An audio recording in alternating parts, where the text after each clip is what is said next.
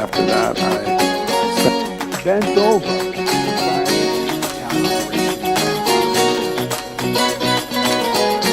Pleasure to have you on show one.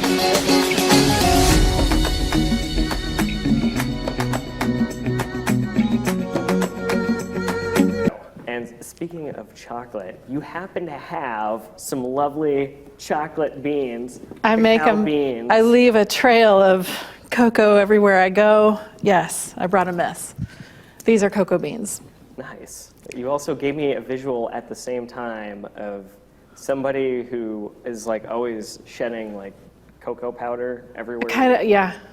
Like If you stand next to me, you'll smell something like chocolate. So like if you were like brushing and like shaking your hair out instead of dandruff, it would just be cocoa powder. That's right. Cocoa leaves. Yeah. What would you like on those muffins? There you go. All right. Love that. And speaking of love, Valentine's is around the corner. The reason I'm wearing my red velvet suit. I admire that suit so much. Thank you. I love it. And everybody loves chocolate, especially this time of year. People buy chocolate a lot.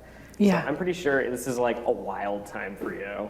It is a busy time. The winter, especially pre-holiday season, is very busy too, but right now I'm gearing up for the more focused, purposeful giving of chocolate to someone we love or are thinking of. Nice. I do have my first question for you. Do you know how much chocolate is consumed by America each year for Valentine's? I don't. Do you? Did you look it up? I know that 1 billion pounds of chocolate is consumed by America each year. Wow, that's 20 amazing. pounds per person. 20 pounds a person. Wow. I'm trying to think of how much I personally consume in a year. It might be more than 20 pounds. At the house I live in, we have like 100-pound bars of chocolate. Yep. And it's just like you walk over with a knife and just take a chunk out of it and eat it. Yeah. So I know I eat a few hundred every year. Oh my gosh. Yeah, well, if there's 8 bars in a pound, 8 times 20 is 160 chocolate bars a year, 2-ounce bars, which are average chocolate bar size, right? So 160 of these. There's a visual for you. They're up there. And I'm pretty sure you're also like you always have chocolate like in your pocket or something. I often do I'm not in my pocket, I'm not that extreme, but I do have it on every surface in my kitchen, and both at work and at home, both kitchens. Very nice. Yeah. Wow. So it must be like a really fun time doing all this stuff that you do with chocolate. Yeah. And especially this time of year where people are like, oh, sweet, I need to go buy some chocolate. And must be like all excited, like bug-eyed.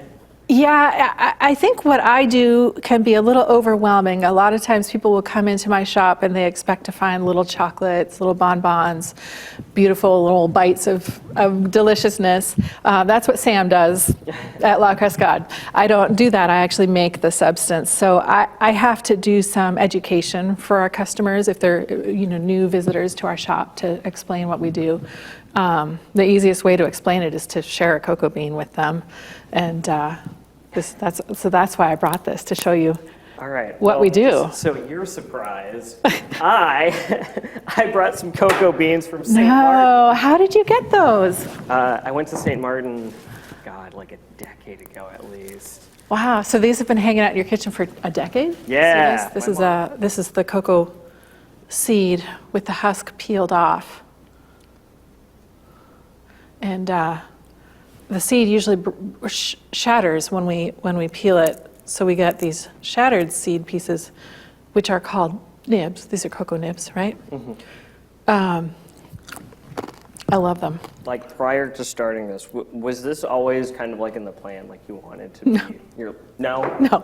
No. Just one day you just cracked it open and you're like, all right, I'm doing this. I have, my husband and I worked for almost 20 years as wedding photographers, and we were busy and successful, but we both needed a change. And so while I was doing some soul searching, for lack of a better term, to figure out what I wanted to do, I thought I would, Brain love. yeah, I thought I would teach myself how to make bonbons to give to some of our photography clients and planners and, and instead of focusing on recipes and on how to pour these beautiful things, I got stuck at square one, which was choosing what chocolate to use for my tests. And this was really just a hobby, like something to do in the kitchen while we managed our incredibly busy lives and work. But once I learned that there was a small group of people making chocolate in their home kitchens with MacGyvered equipment from the bean, I just dropped the whole teach myself how to make bonbons and truffles, and I started buying bags of beans off the internet from different countries, because every origin has a very different flavor profile. And I started making chocolate in my home kitchen. Okay. And I was actually planning to shift gears with my photography. I thought instead of focusing on weddings, I was going to develop a food photography business and go after working with chefs and restaurants. And I love the whole restaurant environment and world, especially in the kitchen. So I started working with local chefs doing food work, but I just happened to be making chocolate in my home kitchen. So when I met Evan Mallett, who's the chef owner of Black Trumpet, he hired me to photograph his book. It's a recipe book, and it's a autobiography and a book of inspiration about his life in the world of food and cooking. Okay. So for people who don't know who this person might be, like, could you pick a celebrity to compare this individual to? Okay. So Evan's gonna love this. He's like a cross between, who's the guy who left SNL to do Portlandia? Fred Armisen. Mm-hmm. He's like a cross between Fred Armisen and like a young Steve Martin. Evan, I'm sorry, you're not as funny as Steve Martin, but maybe you're as funny as Fred Armisen. And he's a very talented chef and also a really brilliant mentor and supporter of other people in the food world and in the local business world. He owns Black Trumpet restaurant in Portsmouth. Okay. So he hired me to photograph a book about his work, and we spent almost 2 years photographing because everything was made with food grown locally and in season. So we had to wait more than a calendar year to work through the recipes for the photographs. And I started bringing chocolate in for him to try. Mm-hmm. And he actually looked at me the first time I handed him some and said, "No, thanks. I don't like chocolate. I don't eat chocolate." And I said, "But I made it." And he said, no. How did you make it? He's thinking I melted some cocoa butter and some cocoa powder together, or maybe I bought some chocolate and melted it and poured it into a bar mold. I said, no, I got the beans, I roasted them, I picked the husks off, I put the beans in this stone wheel grinder that ground them for 48 hours with sugar. And then I poured it out, I aged it for a few weeks, and then I melted it again to temper it, which is controlling the rate of cooling, to put it into a bar mold. And he said, okay, I'll try it. I don't like sweets. He tried it. It was really bad, but I was really excited. I knew it was bad too, but it was exciting because it was bad. It didn't taste like regular chocolate from the grocery store. It had these other flavor qualities related to the fermentation process. It tasted like agriculture. And it was exciting to actually make this substance from scratch. Who even thinks about chocolate being an agricultural product? So over the course of working on that book, I started bringing chocolate in for Evan and the rest of his staff to try and sample, and it did get better. And by the end of the book project, I thought I was going to look up and arrange this food portfolio and start working with more chefs. I had developed relationships with many local chefs, and I still consider them some of my best friends here. But instead I looked up and realized, oh, I've gone way down this chocolate road. And yeah, I have a nice food portfolio, but I'm really passionate about this, and I actually have accumulated a ton of knowledge about it. And at the same time, Evan recognized that and said, you know, why don't we put your chocolate on the menu? So he was actually, I got my commercial license for home so that I could make chocolate in my home and legally sell it to a restaurant, and he was my first customer. Awesome. I forgot what your question was. That was a really long story. No worries.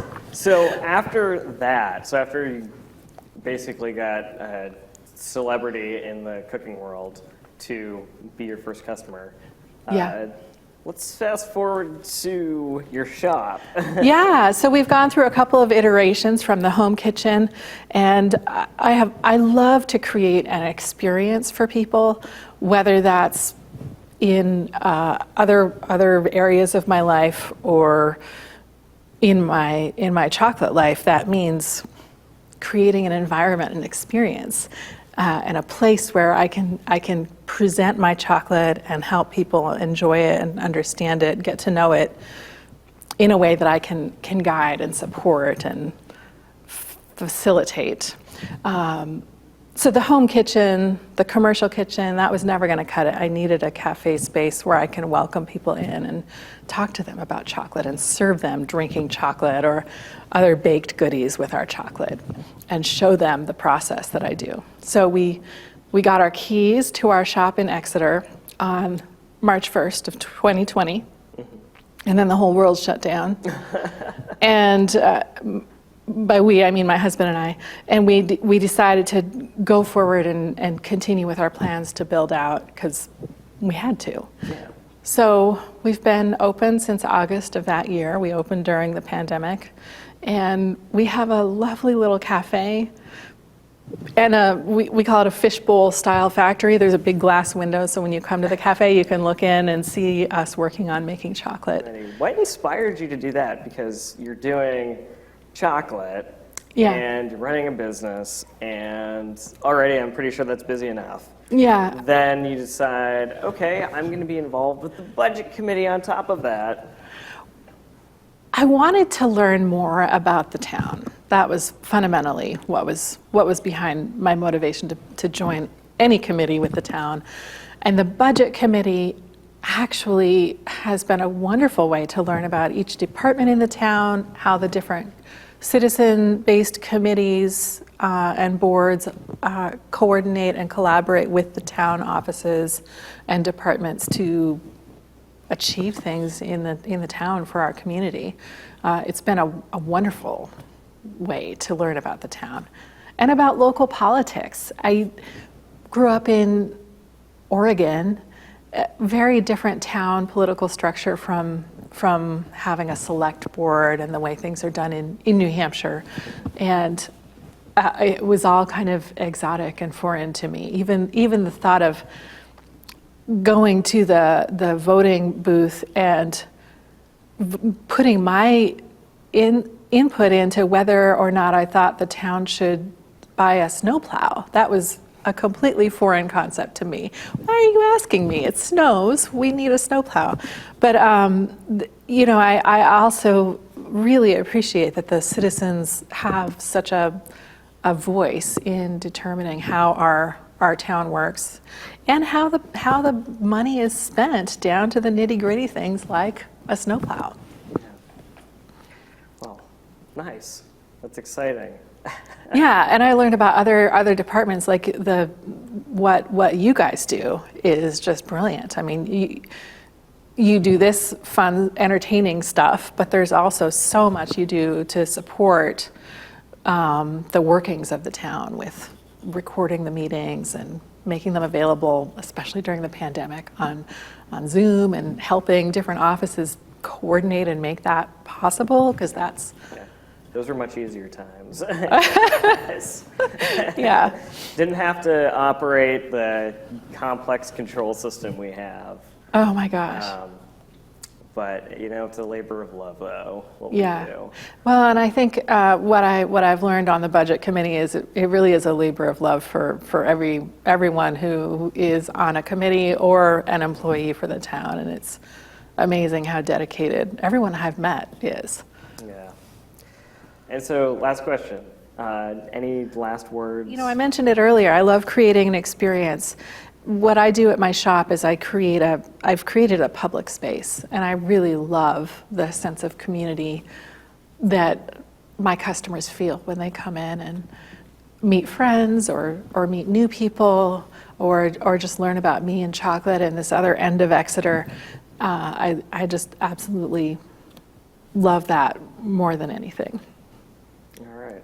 Well, Enna, thank you. Thank you, Garrett. This was fun. It has been fun. All right, you heard it at Exeter. If you would like to be in the spotlight or recommend someone, you can contact us at extvg@exeternh.gov. Thank you, and have a great day.